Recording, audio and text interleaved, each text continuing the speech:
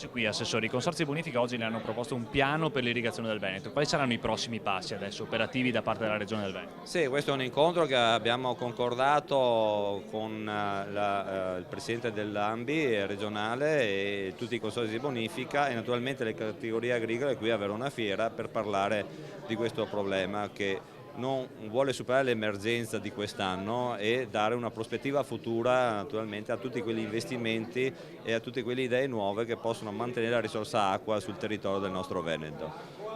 Le emergenze non sono quelle emergenze solo idrauliche, ma un'emergenza è anche quella quando l'acqua manca e quindi un anno come il 2016 in cui ci avviciniamo alla primavera e all'estate dove i nostri agricoltori fra poco cominceranno con le semine dobbiamo dare risposte efficaci e sicure per dare questa risorsa al mondo agricolo che ricordo dà un PLV di quasi 6 miliardi nel nostro Veneto.